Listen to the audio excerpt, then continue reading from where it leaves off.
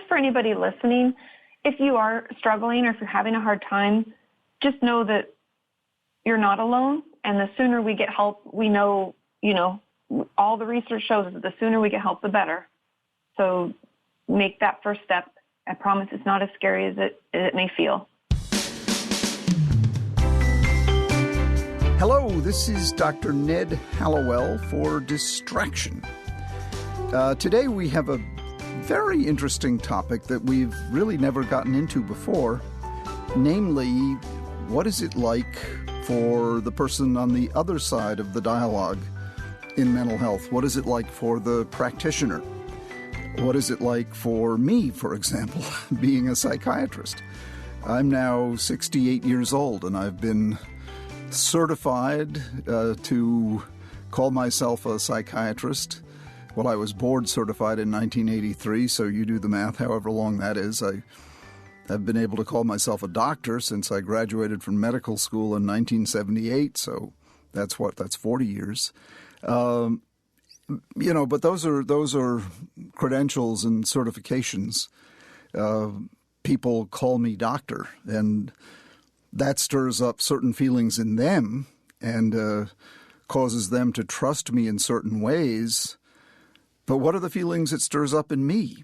And when they come into my office and to see me as a psychiatrist and a specialist now in attention deficit disorder, what feelings does that stir up in me? And what am I thinking as I sit there and talk to them? It's a wonderful question. What is going on in my mind? My job is to explore what's going on in the mind of the patients I see. Often my job is described as I'm a feelings doctor. I don't give shots and I don't do physical examinations. Some psychiatrists do, I don't. But I specialize in the life of the mind and in feelings. But what about my feelings and what about my mind? And what if I'm having a bad day? I remember one time a patient really pushed me and said, "What's going on in your life? I really want you to tell me what is going on in your life." And as it happened, my mother had died the day before, and I just told her. It probably was a mistake to tell her that. But it is often a question, what do you reveal and what do you not reveal? What are we thinking? What are we not thinking? We are human, so we have a lot more in common with the person sitting across from us than we don't. We're way more like them than not like them. And to discuss this really rich and interesting topic, I have a special guest today, a woman from California, from Santa Monica, by the name of Kati Morton. She's a good deal younger than I am. I don't know her exact age, but I know she's been in practice for 7 or 8 years. She's a licensed marriage and family therapist. She's also a YouTube contributor and has a global mental health online community across a variety of platforms. And I've watched some of her videos. They're really good. She's a very real presence. If you watch her, and I think this is so important in our field. Some people are very stiff and dusty and dry. Kati Morton is very alive and very credible and very real. And I watched one of her YouTube videos yesterday called "What a Therapist Really Thinks About You," which is a terrific video if you want to look at it. So to delve into this topic of what we therapists think, but the wider topic of mental health in general, because I know both she and I share a passion to try to sort of destigmatize the field and help people understand that these issues we need to allow access to a far greater number of people than now have access. I want to a warm welcome for my guest, Kati Morton. Thanks for having me, Ned. It's really great to be here. Thank you so much for joining us. So tell me a little bit about this topic of what goes on in your mind, my mind, therapist's mind when we're with these people that we serve. Yeah, I think it's an interesting topic, and obviously my audience, and I'm sure your audience as well, is very interested to hear, because it's almost like in The Wizard of Oz, we're like behind the curtain pulling levers, and people don't really understand what we're thinking, what goes on, and what it's really like to be a mental health professional. Right. It's always kind of just kept in the secret, in the dark. And from my standpoint, I think people are always curious, like, do we come to the conclusions way before them? Which the short answer is usually, if we're doing our job properly, we've kind of figured out what's causing something, but we're waiting for them to figure it out on their own. Mm-hmm.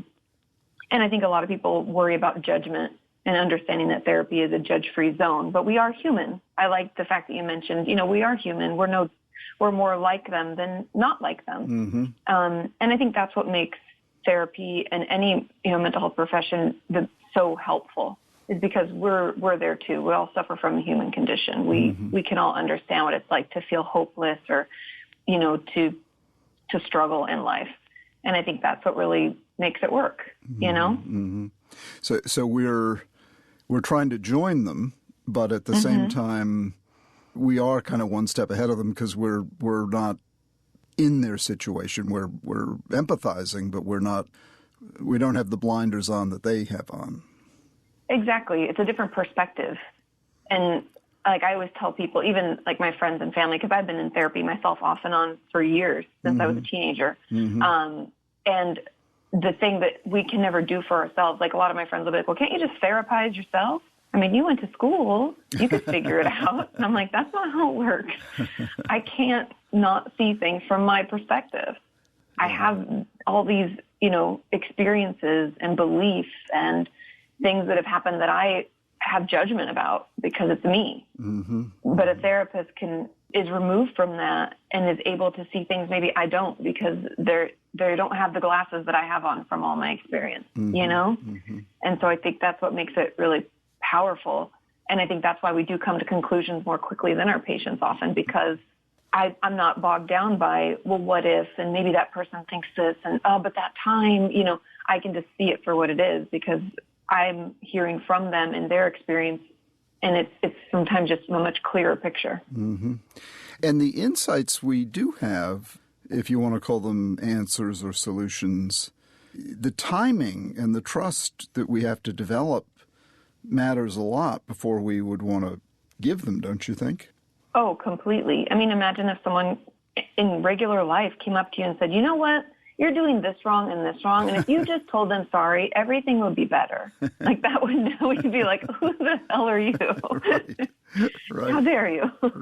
Right. Even if we were spot on. Exactly. Because a lot of times it's like you said, it's the timing. We're not ready. And I think that's why a lot of the work that for me that I feel I do with patients is just getting them there, like getting them to a place where they can have their own insight as to why these certain patterns exist in their life, and they can see the signs.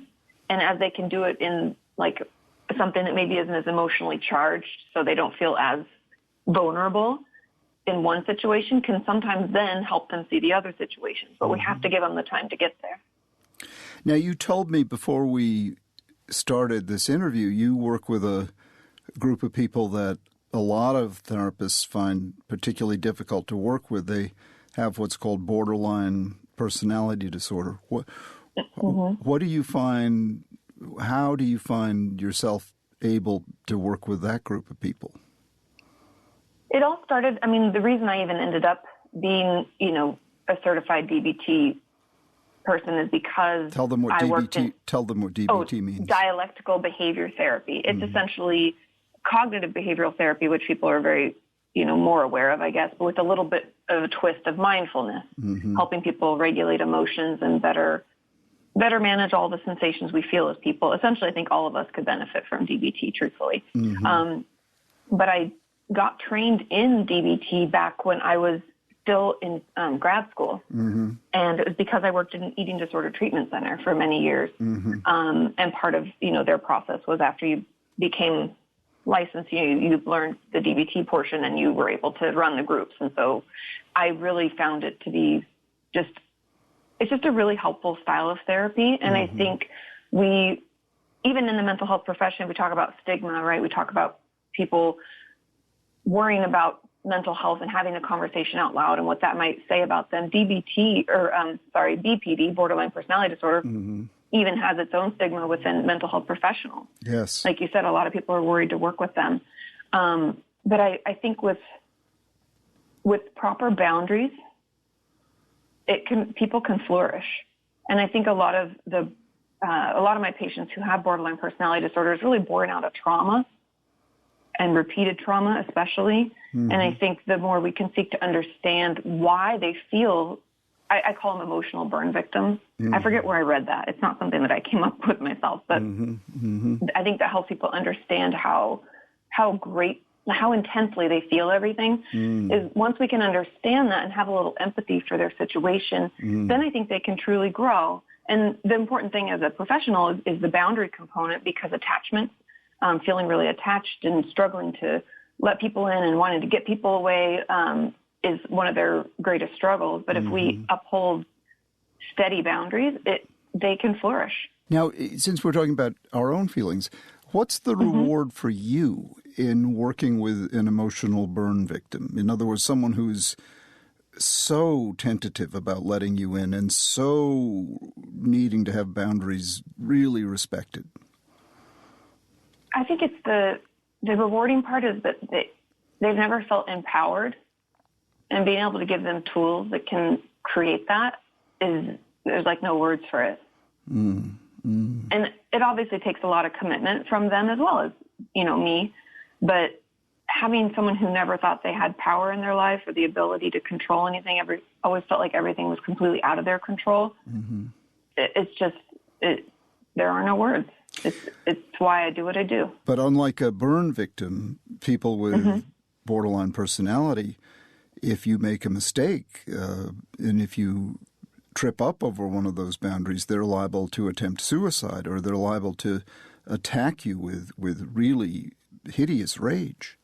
Oh, definitely. I mean, I've been on the receiving end of all of those scenarios, and I think part of it is being able to walk through that with them, like just to be steady. I've gotten really good at being cursed at and shouted at and not responding, like not having a reaction. I can sit and then I can say, do you feel any better? Did that make you, and it has its ups and downs, but if they're in it, that's the thing, is like working with motivated clients is something that I've gotten better and better at discerning, because people can come in and they can say they want to work with you, but it's a lot of hard work. Therapy is really hard work. Well, particularly with this group. So a listener would say, my goodness, Kati, why would you want a job where someone curses at you, maybe throws something at you, maybe while you're away from her, slices her wrists, and you have to rush to the hospital to meet with her?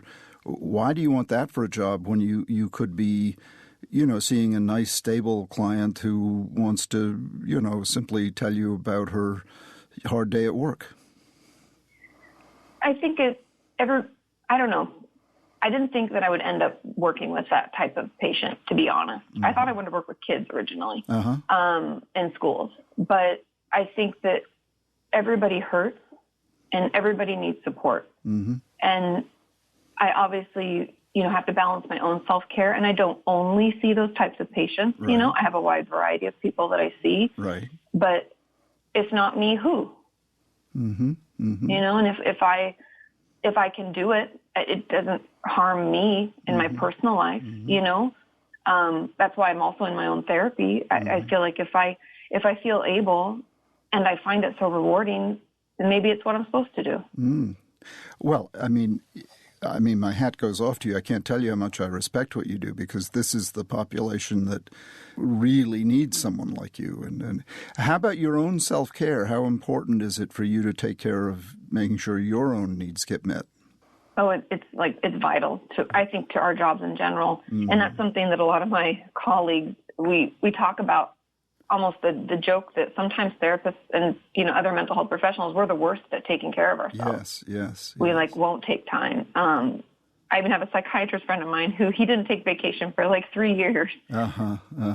So for me, it's a priority, and it just always has to be. Just like anything on your to-do list, I need to pay this bill. I also need to make sure that I don't work this weekend, or I go attend that meditation class or yoga. Those are just things that I do, is like meditation and yoga. I go for walks and listen to podcasts. There's one particular risk that I am interested in hearing you comment on. What this group of folks that you deal with, there's a force most people don't know about outside of our field called projective identification. And this is when someone has a lot of toxic feelings, they project them into the therapist unconsciously. And then the therapist ends up receiving them and feeling them almost without knowing it. So when the therapist goes home, they start feeling all this toxic stuff. And how do you deal with that? I journal a lot. And it's something I always, even my viewers know that I always tell them to journal. I'm sure they're sick of hearing it. But I think that also because I do DBT, the mindfulness component is really important, and recognizing when you're taking on something that's not your own. Sometimes I'll do what I call housekeeping, emotional housekeeping, what's mine and what's not mine. And so you can recognize it when you're feeling something. You can say, gee, that's not me. Yeah, because in DBT, there's a little trick called the story of an emotion, where you kind of try to track it back. Where did it come from? What is it expressing for me? And if I can't figure out why, then that means it's not mine. Obviously I'm doing my own work in therapy because we don't always know where every emotion comes from. But if it's after a particularly tough day in the office, chances are it's not mine. So if you're imagining torturing a cat, you could say, gee, that's not me. Yeah, that's not mine. Right. I don't own that. Right. Well, wow. You're clearly a very gifted therapist whom this world needs. Okay, if you wouldn't mind hanging on for just a moment, Kati, while I talk to our listeners about our sponsor, Landmark College. I'd like to take a moment to tell you a little bit about the Landmark College Institute for Research and Training in Putney, Vermont. The institute was established in 2001 to pioneer LD research, discover innovative strategies and practices, and improve teaching and learning outcomes for students with learning disabilities like dyslexia, ADHD, and autism spectrum disorder, as well as educators in high school and college settings. Currently, the Institute shares this information with education professionals through webinars, online certificate courses, on-site workshops, and the signature Landmark College Summer Institute for Educators, being held June 24th through June 27th this year at their campus in Putney, Vermont. The Summer Institute at Landmark College has been an annual opportunity for education professionals to reboot their learning and refresh their enthusiasm for supporting students who learn differently. The Summer Institute combines hands-on multi-day training workshops, world-class research presentations, a student panel, and networking opportunities. And it's summer in Vermont, so what could be better? To register for the 28th Annual Summer Institute for Educators being held June 24th through the 27th, 2018, or to learn more about Landmark College's Institute for Research and Training, go to lcdistraction.org and click on Research and Training. All right, let's get back to my conversation with Kati Morton. So let's segue, if we could, into the wider issue that we were talking about before we began the interview, of how much you and I both feel a passion for this. We need to bring the whole issue of mental health and the stigma that surrounds it, how much we need to reduce that stigma. And, I was saying to you before we began, there's no field of medicine where the science is further advanced than the public consumption of that science. In other words, there's a huge gap between what the science knows and what the public consumes. Yeah, and I think that has to do with the lack of talking about it. Yeah, the stigma. People are afraid they still are afraid to say, I'm depressed or I'm anxious or I want help. They think it as a sign of weakness. Exactly. When actually speaking up is a sign of strength. I mean, no one would think anything of someone saying, oh, I have the flu. Right. I'm sick. I have the flu. Right. So why would it be different to say, I'm just going through a depressive episode. I've been feeling bad for a few weeks. Right. Or, right. I have panic attacks. And I think the more that we can talk about it openly and the more people know that there are tools and resources available, the less likely people are to stay in the shadows and not get help. I mean, I can't tell you, I'm sure you've been in practice for much longer than I have, and how many times we have patients that come in and they've been struggling for 5, 10, 25 years. Yes, hiding it. Hiding it. Yeah, and feeling worse and feeling ashamed versus seeing it like, oh, because I like to compare it to I just caught a cold. Right. Because our moods and our hormones and the way that we feel can change, especially not to mention like if you're a woman and you have a child, that whole range of what's normal to feel. And I think the more people realize that we all suffer from the human condition, we're all quote unquote normal, and we're going to go through these ups and downs. The sooner we can talk about it, the sooner we start feeling better. Yeah, one of my old teachers used to tell us, never worry alone. Yeah, and a lot of people that's a great word of advice. Yeah, a lot of people are out there worrying alone because they think to share a worry is to show weakness. And like you said, it's just the opposite. It's to show strength. And when you worry alone, it only gets worse. Yeah, because in a way, how we always use that term like the blind leading the blind. Yeah. If we're having a hard time and we feel like we're in the dark with how to fix it or how to get better, how can us thinking on our own, in our own mind with all the own resources that, only what we know, how can that make it better? It can't. And I think that it's great.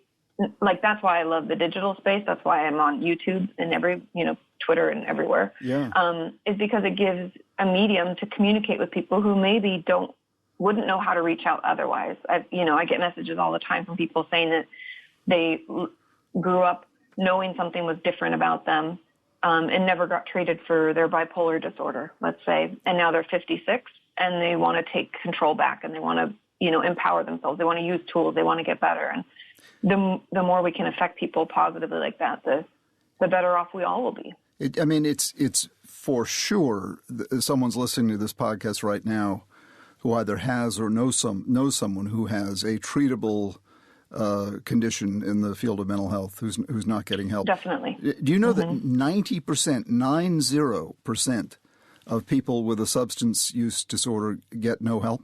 90%. 90%. Wow. That's staggering. That's crazy. And we have real help beyond 12-step programs. 12-step programs are wonderful, but now with the addition of medications like Vivitrol, you can get a shot of Vivitrol that takes away, you can drink and you're not going to get high. So you interesting. Yeah, so you don't drink, or you can use a opiate and you won't get high. And so you can really control and essentially end your substance use. But people don't go get help because, again, they don't want to acknowledge there's a problem. And with 90%, when we have a very treatable, it's a brain disease, just like hypertension is a cardiovascular disease. It's and yet we're not ashamed to say I have high blood pressure. But I know. We're ashamed to say I have substance use disorder. Yeah, because of what it says about us, as if it's something that we, have always chose. I think that's the problem, is people always assume that there's a choice involved. Well, yeah, we think it's a failure of willpower. It's a willpower disease. It's a moral infirmity. Yeah, so even eating disorders are treated just the same. People are like, why don't they just eat, or why don't they just stop eating so much? Right. As if that's how it works. Right. Right. Or the treatment for depression is to cheer up. Yeah. Historically, just smile a little more. Yeah. Historically, it was cheer up or we'll burn you at the stake. Because you're such a downer to have around. Yeah. Wow. Yeah. Or anxiety disorder is suck it up. And this moral model has really plagued humanity for thousands of years. No, I agree. And it's that, I mean, 90% is just a staggering statistic. That's with substance use disorder. It's really appalling. And the good news is we have treatments that work. If you combine education with 12-step programs with medication, I mean, we could just have a enormous impact. And the aside from the lives we'd save, the families we'd save, the dollars we'd save, it's just enormous. And it's just a matter of public. That's why I love what you're doing with YouTube. The impact you're having, Kati, is enormous. I think social media. This is the transformative use of social media. What you're doing with your audience, and I gather you have millions who follow you, right? Yeah. That's fantastic. I mean, you're a world changer. You are. Well, I mean, it's interesting because I even look back, because as a YouTuber, I've only been on YouTube for 7 years, and a lot of people have been on it for like 11, 12 since it just, the conception of it. Yeah. And I think that the great thing, people always talk about how bad social media is, and it's making us feel more isolated and more alone. Yeah. But I think the other component is if it's used for good purposes, it can really connect us. If it's done properly, it can be a way for people to be reminded daily that they're not alone. Oh, so much so. So if someone wants to follow you on YouTube, so you say you're a YouTuber, do they just type in Kati Morton? Yep, and my channel and all 1,000 of my videos will come up. So youtube.com/Kati Morton. Mm-hmm. And that's your channel. Yes. And how many do you have? I have over 1,000 videos. My gosh. How many do you make, 1 or 2 a week? I do 2. It's changed throughout the years. When I first started, I always have done Monday videos. So I had a video that went live today. Mm-hmm. And I've done that for years. And then I get so many questions. And when I first started, I thought I could answer all the questions. There's no way. How many people could possibly want to know? I don't know. I guess I was naive. And then it got to be overwhelming really quickly, and I couldn't answer everything. So for a while, I did 5 videos a week where I would just go through their questions. Like, here are the most common questions asked this week. And I would just riff through those. How do they ask you the questions? They ask them in the comments below a video when it goes live, or on Twitter or Facebook. I'm always on, I do my best to be on all of my different social media sites after a video goes live, and for the first 24 hours, I try to interact as much as I can. And how many subscribers do you have now? We just passed 300,000 yesterday. Wow, Kati, that's wonderful. That is really pretty wild. That is wonderful. And your one of your missions is to destigmatize the whole mental health issue. Yeah, and my hope in the future is that then we can advocate for better help, better care. Yeah. Well, my goodness, this is my passion as well. I'm so glad I've met you. I mean, you're a remarkable woman. You're doing, I think, the hardest job in mental health is working with the population you're working with, and you're doing that, and you're also doing what I think is the most important job in mental health, which is educating the general public and trying to make them aware that we have really good news. I mean, people don't realize that we now have really good treatments. Like with borderline, the DBT works, right? Yeah, it does. I mean, you're seeing people get better, right? Completely. Yeah. So they don't have to be committed like they used to be to a life of frustration and in and out of hospitals and having trouble in relationships. Yeah. They can, with the tools and the work, they can overcome it. You can recover. That is wonderful. That is really wonderful. And so when you do do you do a podcast, or is it just your YouTube? Just YouTube. Yeah. And I do live streams and things like that, all, just utilizing all that social media has to offer these days. But do you interview or you just talk? What are you? I do a little bit of both. Uh-huh. A lot of my videos, or at least the videos themselves, majority are me talking. But I've also had other colleagues on. I had one of my friends, Barry. He's a psychiatrist. I had him on to talk about, so people just have an idea of what a first appointment looks like. When someone's going to, prescribe you medication, what are questions you should ask. And I've had another colleague of mine, Alexa, she does trauma treatment. She specializes in EMDR and schema therapy. And so she talks about what that is and why she does that and how trauma treatment works. And so it's a little bit of everything because I always tell my audience, I don't know everything. I can't possibly. Right. No, of course. Yeah. Well, this is wonderful. I'm so glad we met. I think you're a remarkable woman. Do you have any last comments you'd like to make? Anything you'd like to add? I think just for anybody listening, if you are struggling or if you're having a hard time, just know that you're not alone. And the sooner we get help, we know, all the research shows that the sooner we get help, the better. So make that first step. I promise it's not as scary as it may feel.